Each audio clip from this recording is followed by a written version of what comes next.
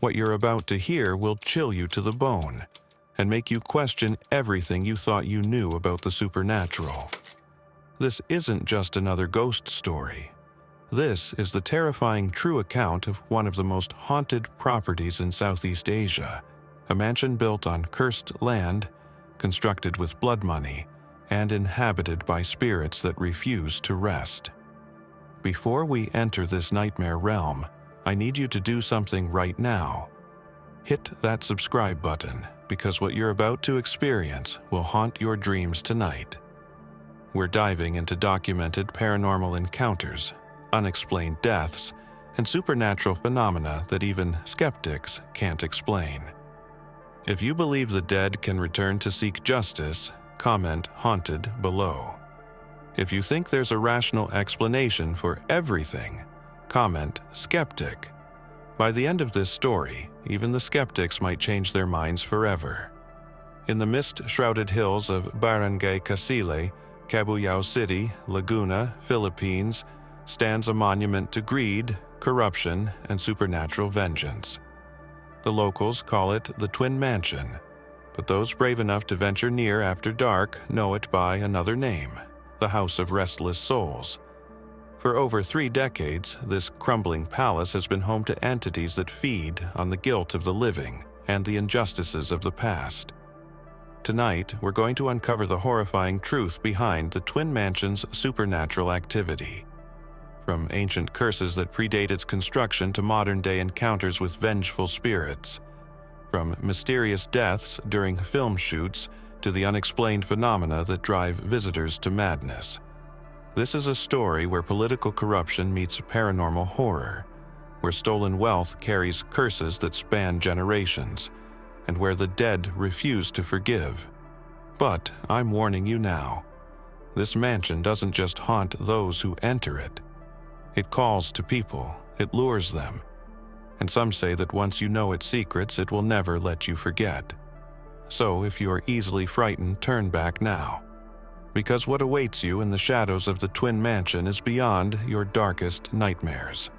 Our tale of terror begins not in the 1980s when the mansion was built, but centuries earlier, when the land itself was first cursed by injustice and blood. The sprawling estate on which the Twin Mansion stands was once part of the vast Canlubang Hacienda, a property with a dark history stretching back to the Spanish colonial era. Since the 1600s, this land has been soaked in tears of the oppressed, first owned by Chinese merchants, then seized by Spanish colonizers, later controlled by Jesuit priests, and finally dominated by the Dominican friars who ruled with an iron fist. The Dominican ownership was particularly brutal. They extracted crushing rents from Filipino tenant farmers, driving families into poverty and desperation. When tenants couldn't pay, they were evicted from land their families had worked for generations. But the most cursed event in the land's history occurred in the 1890s, when the Dominican friars targeted the family of the Philippines' greatest hero, Jose Rizal. The Rizal family had been prosperous tenant farmers on this very estate for decades, but when Jose Rizal began writing about the friars' abuses, they sought their revenge. In 1891, the Dominicans expelled the entire Rizal family from the hacienda, burning their homes and destroying their livelihood in an act of pure spite. Local folklore says that as the Rizal family was forced to flee, Jose Rizal's mother, Teodora Alonso, placed a curse on the land. Standing in the ruins of her burned home, she reportedly cried out, "This land will never know peace. Those who profit from the suffering of the innocent will find no rest here. The dead will walk among the living until justice is served." 5 years later, Jose Rizal would be executed by the Spanish colonial government, and many believe his spirit joined the curse that already plagued the estate. For decades, the cursed land changed hands repeatedly. No owner could find lasting prosperity there. Crops failed mysteriously. Animals refused to graze in certain areas. Workers reported seeing shadowy figures moving through the fields at twilight, figures that vanished when approached. The land seemed to resist any attempt at peaceful development, as if the spirits of the oppressed were actively fighting against those who would exploit it. In 1948, the estate was purchased by a brilliant lawyer named Jose Yulo, who had served as the Philippines' youngest Chief Justice. Don Jose was a good man who treated his workers fairly and built schools, cinemas, and recreation centers for the local community. Under his stewardship, the supernatural activity seemed to quiet, as if the spirits approved of his benevolent rule. The Yulo family transformed the sugar plantation into a model community where workers lived in dignity. But in the late 1970s, everything changed when Don Jose made a decision that would awaken the ancient curse with a vengeance. Ferdinand Marcos, the Philippines' dictator, was seeking land for a special project, a mansion to celebrate his 25th wedding anniversary with his wife Imelda. Marcos approached his old friend Jose Yulo with a request that seemed innocent enough. Could he donate a small portion of the estate for this purpose? Don Jose, perhaps unaware of the land's cursed history or simply unable to refuse a dictator's request, agreed to donate 25 hectares to the Marcos family. It was a decision that would haunt not just him, but everyone connected to the property for decades to come. The moment construction began in 1979, the ancient spirits that had been dormant under Jose Yulo's benevolent rule awakened with a fury that terrified even seasoned construction workers. The supernatural incidents began immediately. Construction tools would disappear overnight, only to be found arranged in perfect geometric patterns that made no sense to human logic. Workers reported seeing apparitions of Dominican friars walking through the construction site, their faces twisted with rage at this new monument to corruption being built on their former domain. Most disturbing of all were the sightings of a woman in traditional Filipino dress, believed by many to be the spirit of Teodora Alonso, Jose Rizal's mother, watching the construction with eyes that burned with otherworldly fury. As construction progressed, the incidents escalated. Heavy machinery would malfunction without explanation, always during the most critical phases of construction. Workers began reporting nightmares that were so vivid and consistent among the crew that supervisors started documenting them. In these dreams, the workers were approached by dozens of Filipino peasants in 19th century clothing, all pointing accusingly at the rising mansion and whispering the same words: blood, money, cursed gold, the dead remember. The mansion that emerged from this troubled construction was magnificent and terrifying in equal measure. The twin-wing design wasn't just architectural ambition. One wing was designated for the Marcos family, the other for their political allies, the Yulo family. But this division would prove prophetic, as supernatural activity would later manifest differently in each wing, as if different types of spirits had claimed different territories within the structure. For Ferdinand and Imelda's 25th anniversary celebration in 1979, Ferdinand gifted his wife 25 solid gold bars, wealth stolen from the Filipino people while millions lived in poverty. The celebration was lavish beyond imagination, with expensive champagne flowing like water and imported delicacies served on golden plates. But witnesses to that first party at the Twin Mansion reported strange occurrences that cast a shadow over the festivities. Guests reported that the imported crystal chandeliers would flicker without explanation, creating eerie shadows that seemed to move independently of any light source. The temperature in certain rooms would drop suddenly, causing guests to shiver despite the tropical heat. Most unsettling of all, several attendees claimed to hear the sound of crying echoing through the mansion's corridors, the sorrowful wails of women and children that seemed to come from the walls themselves. Imelda Marcos herself was reportedly disturbed by these incidents. According to servants who worked at the mansion, she would often wake up in the middle of the night claiming that someone was calling her name from empty rooms. She began insisting that certain areas of the mansion be avoided after dark, and she reportedly had multiple Filipino priests perform blessings throughout the property. But the supernatural activity only intensified after each blessing, as if the spirits were angered by these attempts at spiritual cleansing. The mansion served as a lavish party venue for the Marcos family and their cronies throughout the early 1980s. But each gathering was marked by increasingly disturbing paranormal incidents. Wine glasses would shatter simultaneously without being touched. Expensive artwork would fall from walls for no apparent reason.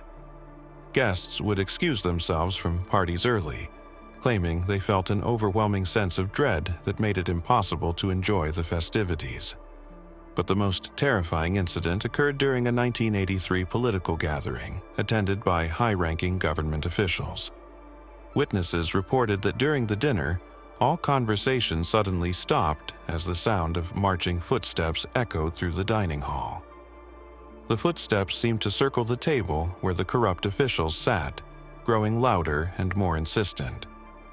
Several guests claimed to see translucent figures of Filipino soldiers and farmers surrounding the table, their eyes burning with accusation. The phenomenon lasted only minutes, but its impact was profound. Several officials left the party immediately and never returned to the mansion. One cabinet member was reportedly so shaken that he resigned from his position within weeks, claiming he could no longer serve a government that had awakened the wrath of the dead. Word of these incidents began to spread through Manila's political circles, and invitations to parties at the Twin Mansion became increasingly difficult to accept.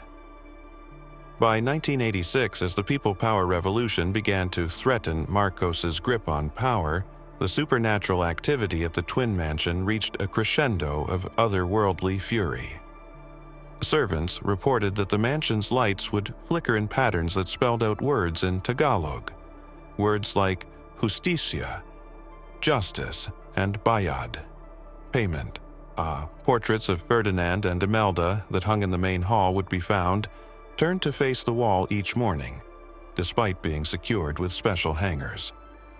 On February 25, 1986, the night that Ferdinand and Imelda Marcos fled the Philippines in disgrace, witnesses reported the most extraordinary supernatural event in the mansion's history. Every window in the building simultaneously shattered inward, despite there being no wind or seismic activity.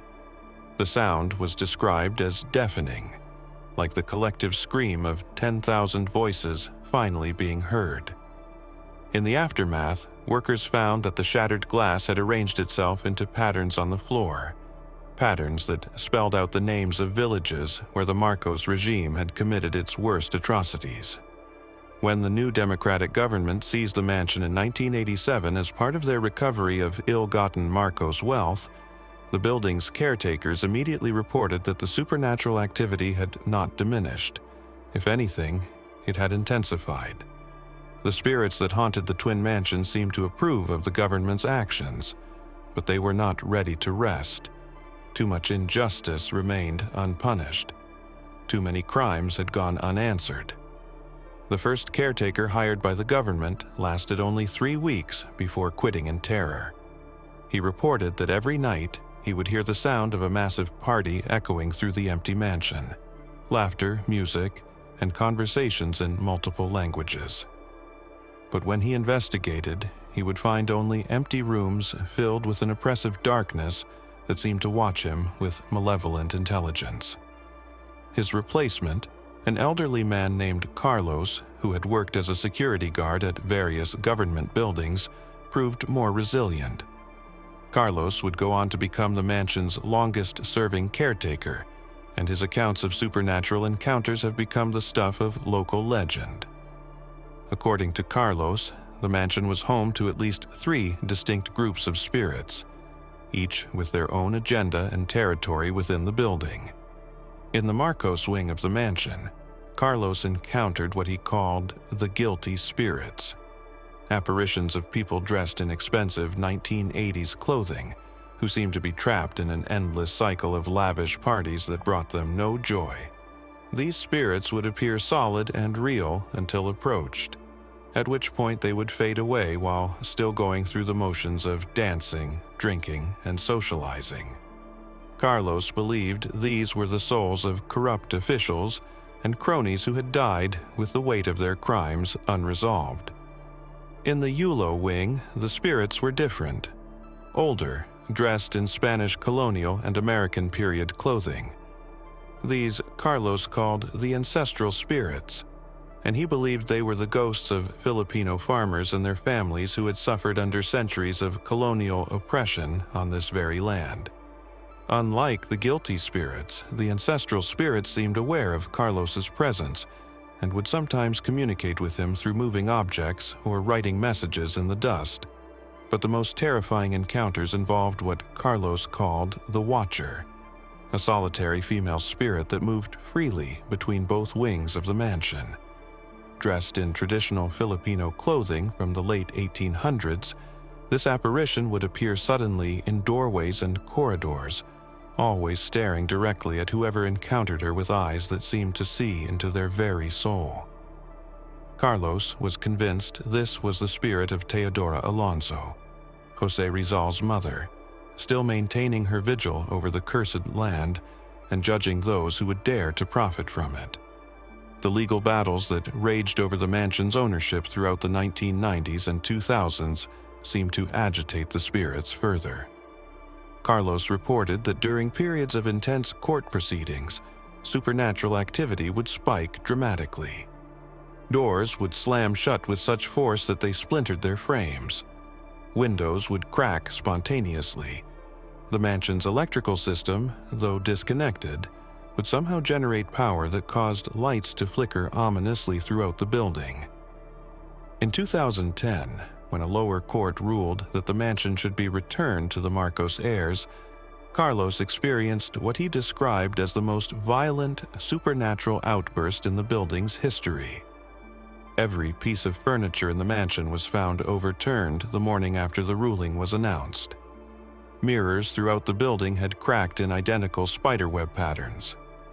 Most disturbing of all, the words "Hindi Patapos," not yet finished, had been scratched into the wooden floors of every room in letters 2 feet high. But when the Philippine Supreme Court reversed that decision in 2017, keeping the mansion under government control, Carlos reported an entirely different supernatural response. Instead of violence, there was an eerie calm that settled over the property. The overturned furniture mysteriously returned to its proper positions. The cracked mirrors healed themselves overnight. The scratched words in the floors faded away as if they had never existed. It was as if the spirits approved of the Supreme Court's decision and were willing to wait longer for ultimate justice. As the years passed and the mansion fell deeper into decay, its reputation as a haunted location began to attract a different kind of visitor. Film producers, drawn by the building's ominous atmosphere and tragic history, began using it as a location for horror movies. But what they discovered during filming would prove that the Twin Mansion's supernatural activity was far from a mere local legend. In 2015, Regal Entertainment received permission to film Haunted Mansion at the property. The permission came directly from Imelda Marcos herself, who personally signed the contract. Director Jun Lana and his crew arrived expecting to create fictional horror. They had no idea they were about to document real paranormal phenomena that would haunt them for years to come. During their initial location scouting, the film crew made a chilling discovery. Despite the mansion being abandoned for decades, they found old portraits of Imelda Marcos still hanging on the walls, perfectly preserved despite the tropical humidity and neglect. But these weren't just any portraits. Witnesses reported that Imelda's painted eyes seemed to follow them as they moved through the rooms, and several crew members claimed the portraits would smile or frown depending on their activities. The 6-month filming period became a nightmare of unexplained phenomena that pushed the cast and crew to their psychological limits. Lead actress Janela Salvador reported feeling invisible hands touching her during emotional scenes. hands that would leave no visible marks but were unmistakably real. She described the sensation as cold and urgent, as if desperate spirits were trying to communicate something important through physical contact. Actor Marlo Mortel had even more disturbing experiences. He reported seeing fully solid apparitions of people in period costumes from different historical eras walking through the mansion's corridors. These weren't translucent, ghost-like figures.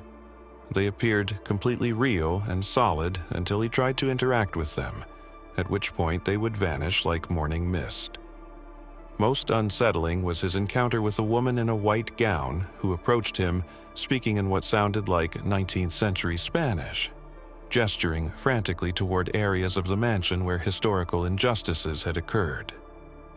The film's technical crew faced constant equipment malfunctions that defied logical explanation. Expensive digital cameras would shut down suddenly, their batteries completely drained despite being fully charged moments before. Sound equipment would pick up voices speaking in languages none of the crew recognized. Voices that seemed to be coming from empty rooms or even from within the walls themselves. When these recordings were later analyzed by linguistic experts, they were identified as a mixture of Spanish, Tagalog, and dialects that hadn't been spoken in the Philippines for over a century. But the most terrifying incident occurred during the filming of a scene that required the crew to dig a large hole in the mansion's courtyard. As the excavation progressed deeper into the cursed soil, workers claimed to uncover what appeared to be human remains. The discovery immediately halted production while authorities were called to investigate. Official reports of what was found remain sealed to this day, but crew members who witnessed the excavation tell a more disturbing story. According to these witnesses, the remains were not just bones, they were accompanied by personal effects that dated back centuries: Spanish colonial coins, Dominican religious artifacts, and most disturbingly, items that appeared to belong to Filipino families from the 1800s. Some crew members claimed to see spectral figures rising from the excavation site, figures that gestured toward the mansion with expressions of infinite sadness and rage.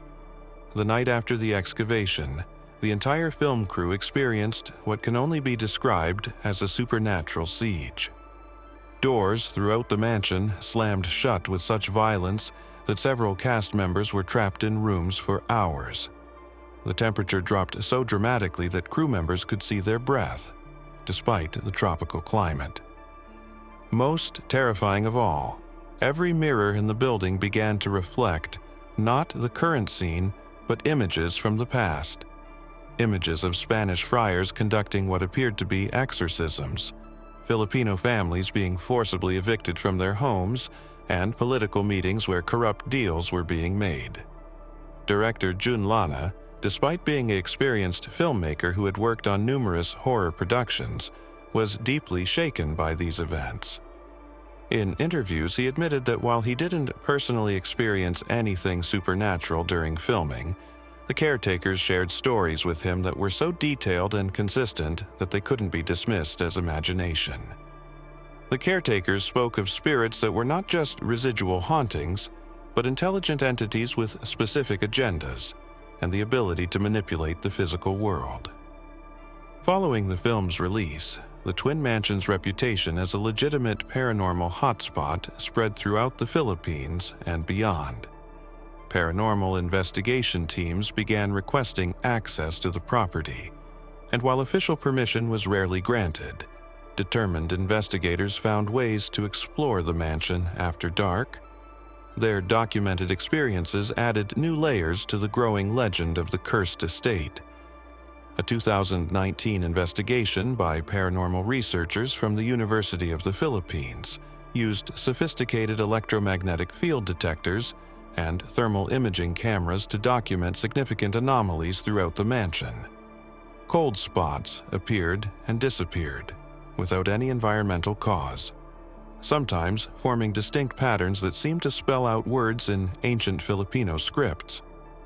Most compelling was their discovery that these temperature anomalies would respond to direct questions posed in Tagalog, creating what appeared to be an interactive communication system with the spirits.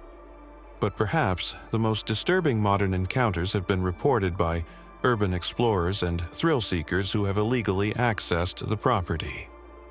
These visitors, usually skeptical of supernatural claims, have consistently reported experiences that defy rational explanation. One particularly compelling account comes from a group of photography enthusiasts who visited the mansion in 2021. The photographers entered the mansion shortly after midnight, equipped with professional cameras and lighting equipment. Their goal was to capture the architectural details of the decaying structure for an art project about abandoned Filipino heritage sites. What they captured instead was evidence of phenomena that still defies explanation. Their digital cameras began malfunctioning almost immediately, but not in the typical way electronics fail. Instead, the cameras started capturing images on their own, taking hundreds of photographs without any human input. When the images were later reviewed, they showed the mansion in various states of preservation. Some photos depicted the building as it appears today, in ruins, while others showed it as it might have looked during its heyday in the 1980s, complete with elegant furnishings and well-maintained grounds. Most unsettling were the photographs that seemed to capture events from different time periods occurring simultaneously. One image showed the mansion's main hall filled with people in 1980s formal wear, attending what appeared to be a lavish party, while the same space was simultaneously occupied by figures in Spanish colonial dress and Filipino traditional clothing from the 1800s. All these different historical periods seemed to exist in the same physical space, as if time itself had become fractured within the mansion's walls. The photographers also reported experiencing what they described as temporal displacement. While inside the mansion, they would lose all sense of time, with what felt like minutes stretching into hours. When they finally emerged from the building, they discovered that 7 hours had passed, though they could only account for about 2 hours of conscious activity. Their camera timestamps showed a similar discrepancy, with photographs taken only minutes apart according to their memory, showing hour-long gaps in the recorded time. The cycling community has also contributed to the mansion's growing supernatural reputation. The property has become a popular rest stop for cycling groups traveling between Manila and the mountain resorts of Tagaytay. These cyclists, typically practical people focused on physical endurance rather than ghost stories, have nevertheless reported consistent supernatural encounters that have become part of local cycling folklore. Cyclists report that as they approach the mansion, their bicycle computers and GPS devices begin to malfunction, displaying impossible readings like negative elevations or speeds exceeding human capability. Some have reported that their bicycles become increasingly difficult to pedal as they near the property, as if invisible forces were creating resistance. Most disturbing are the accounts of cyclists who have taken shelter at the mansion during sudden tropical storms, only to find that the rain seems to avoid certain areas of the building entirely, leaving dry patches that correspond to no architectural feature that would explain them. The COVID-19 pandemic brought an unexpected development to the twin mansion's supernatural activity. When the Philippines went into lockdown in 2020, the property was completely inaccessible to visitors for nearly 2 years. This extended isolation seemed to have a profound effect on whatever forces inhabit the mansion. When access resumed in 2021, regular visitors reported that the supernatural activity had not just continued, it had evolved. Post-pandemic visitors describe encounters with spirits that seem more organized and purposeful than before. Instead of random supernatural events, witnesses report experiences that seem to follow specific patterns and messages. The spirits appear to be trying to educate visitors about the historical injustices connected to the land, creating what some researchers have described as supernatural historical reenactments. These educational hauntings often begin with visitors hearing voices speaking in period-appropriate languages, followed by the manifestation of visual scenes that seem to replay historical events.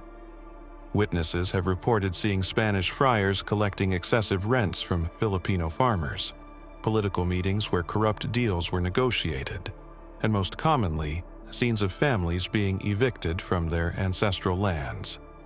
The spirits seem determined to ensure that the full scope of historical injustices committed on this land is not forgotten. Modern technology has provided new ways to document and analyze the Twin Mansion's supernatural phenomena. YouTube paranormal investigators have flocked to the property, creating content that has garnered millions of views worldwide. These videos often capture unexplained audio and visual phenomena that even skeptical viewers find difficult to explain. Electronic voice phenomena recordings from the mansion have revealed conversations in multiple languages, with spirits apparently discussing current events and reacting to modern developments in Philippine politics. Perhaps most intriguingly, several paranormal investigators have reported that the spirits seem aware of being filmed and actively participate in the documentation process. Rather than avoiding cameras, the entities appear to manipulate recording equipment to ensure their messages are captured clearly. Some researchers theorize that the spirits are using modern technology to amplify their reach, spreading awareness of historical injustices to a global audience through social media. The political implications of the Twin Mansion's supernatural activity have become increasingly relevant as the Marcos family has returned to political prominence in the Philippines. With Ferdinand Bongbong Marcos Jr.